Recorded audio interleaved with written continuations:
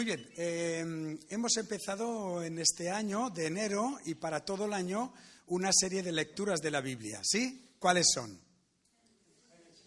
Muy bien, hemos empezado por Génesis, luego seguiremos con Éxodo, Levítico, Números y Deuteronomio. Bien, ¿tenéis todos este plan de lectura? ¿Alguien no lo tiene? Que levante la mano, por favor. Vale. Por favor, podéis coger los planes de lectura que todavía allí en el tablero y a las personas, sí, va, levantad la mano, que se os va a dar, mira, ya con los calendarios, eso no lo tenemos ninguno, yo todavía no tengo, todos, Pauli, coge uno para nosotros. Bueno, pero también están los amarillos, luego allí hay los amarillos, todavía hay algunos allí en el balcón. Y el que no tenga el plan en amarillo, que es también así en una sola hoja, sí, pues lo podéis tener también, las dos cosas. Y sí, bien. ¿Alguien más le falta el calendario? Sí, mira aquí. Al melenas que se está dejando la melena. Dale un calendario también. Muy bien. Así, ya todos, mira, tenéis ahí, calendario también. Muy bien. Bueno, pues así de esta manera la idea es que podamos tener este buen hábito de leer la palabra de Dios. Es un capítulo cada 2 días, leer la palabra de Dios y de esa manera esa palabra de Dios venga a nuestra mente, pase a nuestro corazón y transforme nuestra vida, ¿verdad? Y podamos vivir conforme a la palabra de Dios, conforme a la voluntad de Dios. Así que ese es el propósito que tenemos con esto. Y entonces también las predicaciones que damos en la iglesia y también el tema que se trata en las células tiene que ver con las lecturas que se corresponden con cada semana. Entonces hoy vamos a compartir los capítulos 6, 7 y 8 del libro de Génesis. Tiene que ver con una historia muy conocida, que es la historia de Noé y el arca. Muy bien. Lo he oído por ahí, pero un poquito. Tony y Yulisa, hola, bienvenidos también. Sí, oye, y entonces Noé y el arca. ¿Sabéis que la historia de Noé y el arca es una historia que en la escuela dominical a los niños, tal y cual, se explica mucho, se explica un poquito como una historia muy bonita, y lo es, ¿vale? Pero es una historia dura, muy dura también, ¿eh? Y se han hecho películas acerca de estas historias de Génesis, acerca de la creación, Noé y el arca de Noé, luego también acerca de los patriarcas, luego más adelante acerca de Moisés y los 10 mandamientos. Así que todo este Pentateuco, estos 5 libros primeros de la Biblia, pues nos trazan toda una panorámica muy, muy larga acerca del principio. Y todo este libro de la Biblia, Génesis, es el libro donde nos explica cómo empezaron todas las cosas. ¿Cómo empezaron? ¿Tú quieres saber por qué vives? ¿Por qué existes? Pues Génesis te lo dice, porque hay un Dios que en el principio, ¿qué hizo? Creó los cielos y la tierra. ¿Quieres saber por qué existe la luna, el sol, las estrellas, las galaxias y todo esto? Porque Dios creó los cielos y la tierra, el mar, los animales, la naturaleza. ¿Por qué existimos nosotros? Porque Dios creó en el principio los cielos y la tierra y todas las cosas. Ese libro ya nos lo recordaba en Mundo y también Pedrillo el domingo pasado, es el libro de los principios, ¿verdad? Nos habla del Dios eterno, creador, poderoso, santo, bueno y sabio. Nos dice que toda la vida tiene origen en Dios, el cielo, la tierra, la naturaleza, los animales, el ser humano. Pero también la Biblia nos explica por qué las cosas, cuando Dios las creó, dijo, todo lo que he hecho es bueno en gran manera. Sin embargo, tú y yo, hoy en día, y a lo largo de la humanidad, todas las personas, cuando vemos la vida del hombre, de la humanidad, de las personas, de las familias, y miramos y contemplamos, decimos, uy, esto de muy bueno no es, ¿eh? Aquí hay muchas cosas que no funcionan. Aquí hay muchos celos, muchas envidias, muchas peleas, muchas hambre, mucha guerra, mucha contaminación, mucha destrucción, mucha separación, mucha muerte, mucho dolor, mucha enfermedad. Esto no es como Dios lo creó. Esto no es como Dios lo creó. Y no es porque Dios lo creó, porque el hombre ha cambiado su relación con Dios. Y al cambiar su relación con Dios, Dios ha cambiado la manera de vivir del hombre. El hombre ha cambiado el orden de Dios, la creación de Dios perfecta y buena, y el hombre ha introducido una actitud de desobediencia a Dios, de rebeldía a Dios, de oposición a Dios, de darle la espalda a Dios, de abandono de Dios, de alejamiento de Dios, y eso ha hecho que Dios cambiase las condiciones de vida del hombre. Las condiciones de vida del hombre a raíz del pecado y de la caída son condiciones de dolor, de tristeza, de violencia. Enseguida vemos que Adán y Eva desobedecieron, pero Caín, ¿qué hizo? Mató. Luego viene más adelante un personaje descendiente de ellos, de Caín, Lamec, y Lamec se jacta de la venganza. Un joven me ha golpeado en la cara, yo lo he matado. Y si alguien me hace algo, lo mataré 7 veces más. Viene la venganza, pero luego también se introduce la muerte en la experiencia humana. Cambian las condiciones, el trabajo ya llega a ser algo doloroso, las relaciones humanas se estropean, hay divisiones, hay celos, hay envidias, hay inmoralidad, hay maldad, se extiende. Y son las condiciones humanas que cambian a raíz de que ha cambiado nuestra actitud con Dios, nuestra manera como nos dirigimos a Dios y cómo dependemos de Dios. Pero Dios pone límites, tiene que poner límites a la maldad humana. Y pone límites mediante sus juicios y también mediante la muerte. En el fondo, fijaos bien, en el fondo, realmente, la muerte que Dios establece para la vida humana es un límite a la maldad humana. ¿Os imagináis que desde la creación todos los hombres siguieran viviendo, con miles de años, y cada vez aumentando más la maldad en la tierra? Porque eso es lo que Dios contempló. Cuando nos dice en el capítulo 6 de Génesis, en el capítulo 5 en adelante, versículo 5 en adelante dice: y el Señor vio que era mucha la maldad de los hombres en la tierra y que toda intención de los pensamientos de su corazón era solo hacer siempre el mal. Si esa situación no tuviera límites con la muerte, sería algo horrible, horrible. La muerte al final es un acto de misericordia de Dios para poner límites a la maldad humana. Y entonces vamos a ver, pues, en este capítulos, el tema de cómo Dios, en medio de esta maldad humana, de esta destrucción de la propia humanidad por sí mismos, trae descanso y salvación a la humanidad. Dios trae, en medio de la corrupción de la maldad humana, de la destrucción de la vida humana, de todas esas cosas que el hombre ha introducido por su alejamiento de Dios, Dios trae salvación. Trae salvación. Y esto lo vemos en la historia de Noé, que vamos a ver ahora. Se nos dice entonces aquí que el principio tiene que ver con esta situación de la humanidad. Y dice el versículo 6, y le pesó al Señor haber hecho el hombre en la tierra, y sintió tristeza en su corazón. ¿Os dais cuenta? Esto es como un padre que cría a sus hijos, ¿verdad? Y los cría bien alimentados, bien educados, que no les con buenos ejemplos, los forma, les da una buena formación, una buena preparación para vivir la vida bien, y de pronto ese hijo se te descarría, se te va. Tuerce su camino, que es lo que hemos hecho todos nosotros respecto de Dios.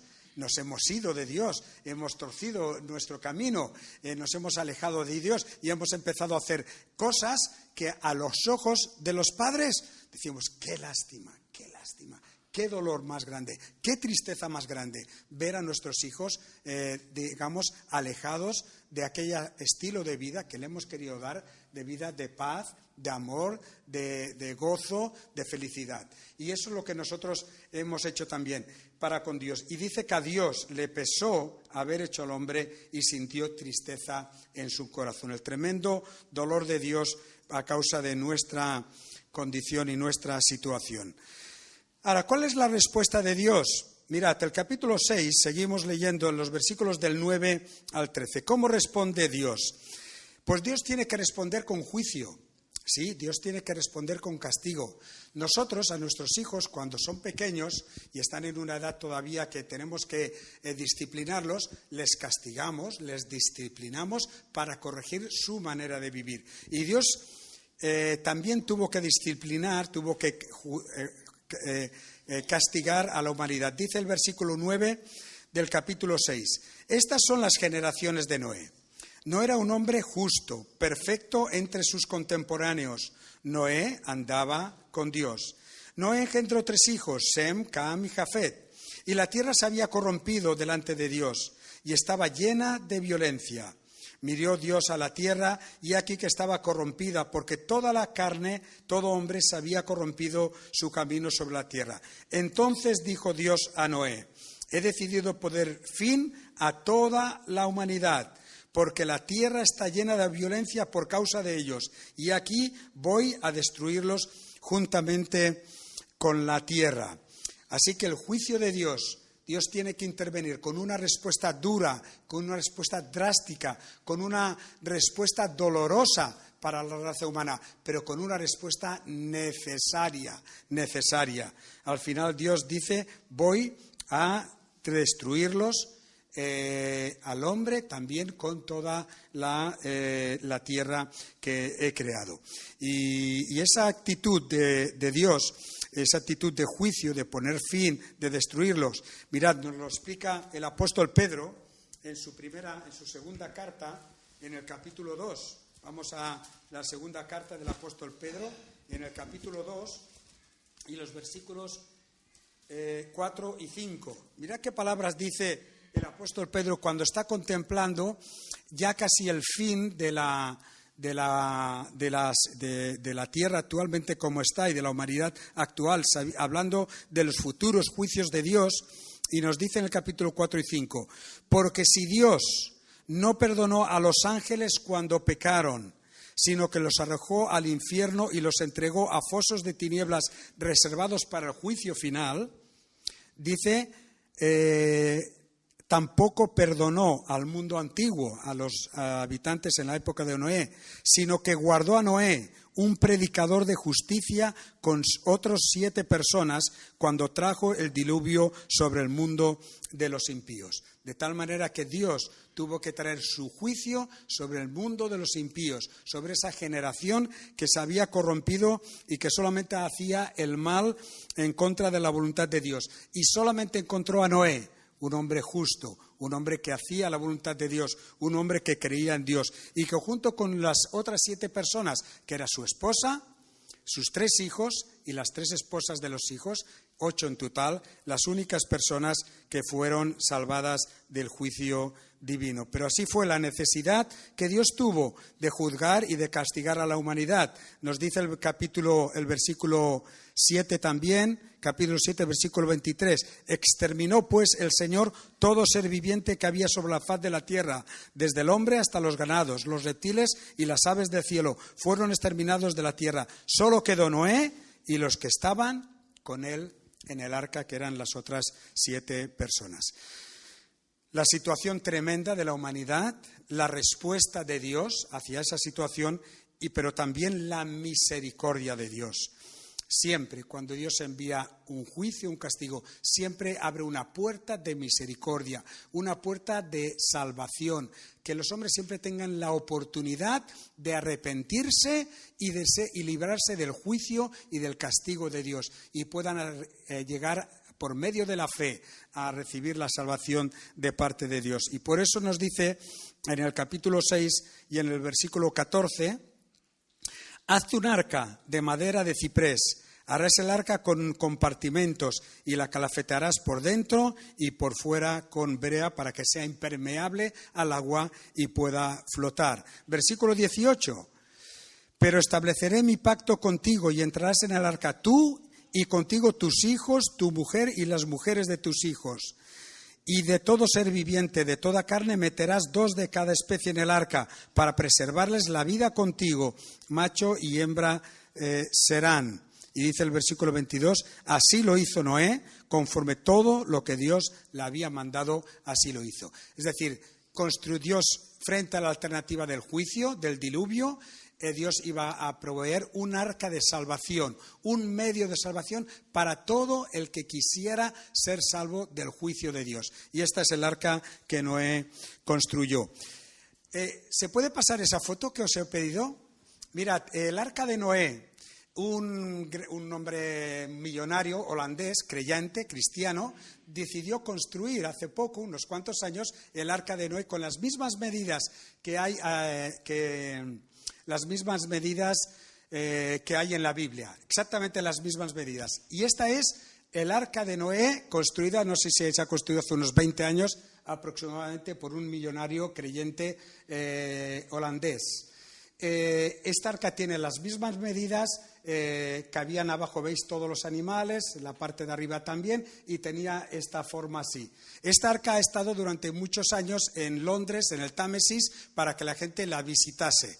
Y en el año 2016 esta arca viajó hacia la Argentina para que la gente, luego allí en varios puertos, y creo que sigue viajando, sea un testimonio de lo que dice la palabra de Dios, es decir, del arca de Noé y del diluvio que Dios envió. Entonces, esta arca la gente puede visitarla y al visitarla encuentra toda la historia de Noé, con el arca también, y ve también el relato bíblico, pero a la vez también hay una presentación y del Evangelio, una invitación a la gente a que atención, a los futuros juicios que Dios enviará sobre la tierra, también la gente entre en el arca, que es Jesús, para poder cobijarse, poder ser salvo también de los juicios de Dios. Así que tenemos esta arca allí, que la Biblia describe las medidas. Y llega un momento que efectivamente ¿cuántos años estuvo construyendo el arca? ¿Cuántos? 100, un poco más de 100. Un poquito menos de 140. 120 años. 120 años estuvo Noé construyendo esta arca. Pero mira lo que dice Primera de Pedro, capítulo 3 y versículos 19 al 20. ¿Qué hizo Noé durante todos estos años mientras construía el arca? Pues sencillamente lo que hacía Noé era predicar el Evangelio. Estaba diciéndole a la gente que Dios iba a enviar su juicio, pero que el arca era el medio donde podían salvarse. Primera de Pedro, capítulo 3, los versos al 19 al 20 dice que el Señor Jesucristo fue en aquella época y a través de Noé, Primera de Pedro, capítulo 3, versículo 19, estuvo predicando a la gente de aquella época, ¿vale? Aquella gente malvada, corrompida, les estuvo predicando acerca del juicio de Dios y acerca de la salvación. Eran aquella gente quienes en otro tiempo fueron desobedientes, cuando la paciencia de Dios esperaba en los días de Noé, dice, durante la construcción del arca, en la cual unos pocos, es decir, 8 personas, fueron salvadas a través del arca. Es decir, que durante 120 años, a través de Noé, Dios estuvo predicando la salvación, el juicio que iba a venir sobre la humanidad y la salvación por medio del arca que él estaba proveyendo. Dice, pero aquella gente no quiso entrar en el arca y solamente entraron las 8 personas. Pero vemos aquí toda la misericordia de Dios, el amor de Dios, los recursos de Dios, la salvación que Dios siempre provee para ser libres de aquello que merecemos, que es nuestra rebeldía, a causa de nuestra rebeldía hacia Dios y de nuestra desobediencia. Si seguimos leyendo en el capítulo 7, nos dice que entonces el Señor dijo a Noé, entra en el arca tú y todos los de tu casa, porque he visto que solo tú eres justo delante de mí en esta generación.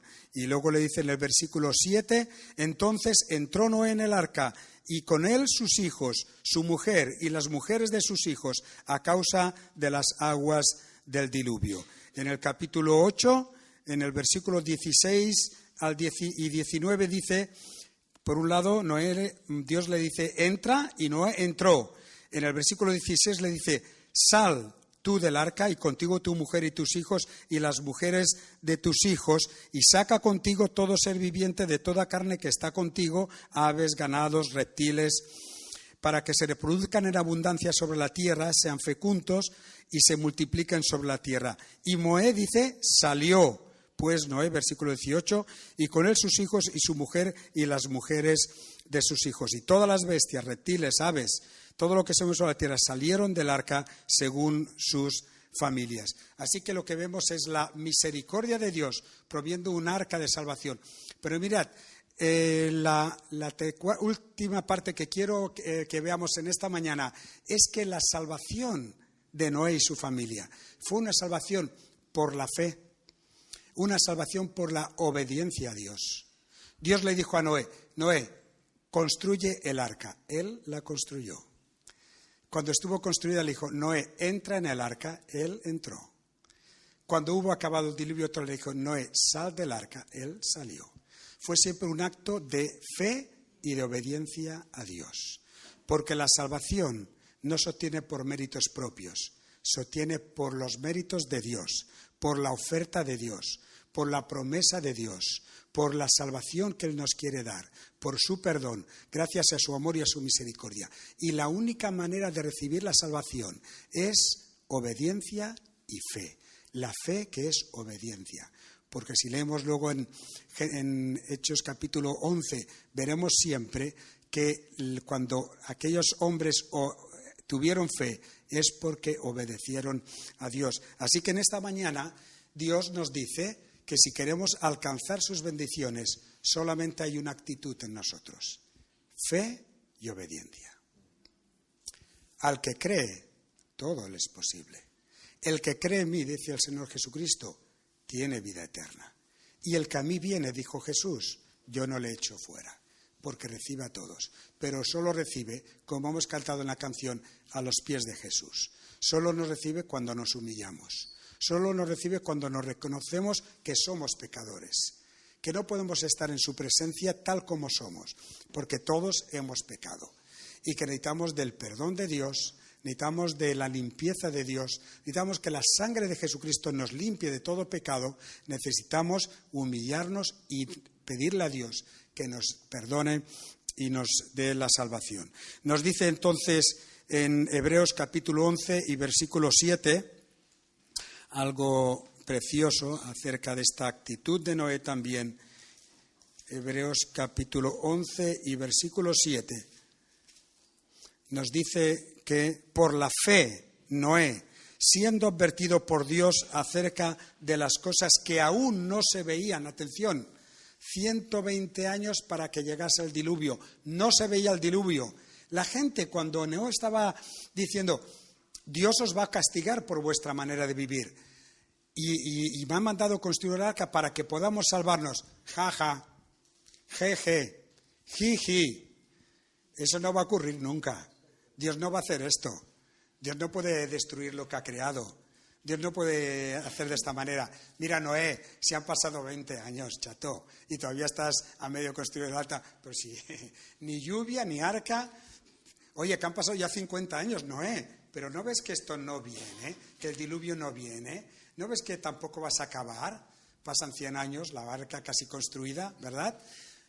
Noé, bueno, el arca sí, al final la vas a acabar, ¿de acuerdo? La vas a acabar el arca, pero aquí del diluvio, nada. ¿No ves? Llueve cuando tiene que llover, crecen las plantas, crecen las flores, los animales beben, nosotros tenemos agua, los ríos están aquí, el mar también, pero de diluvio nada.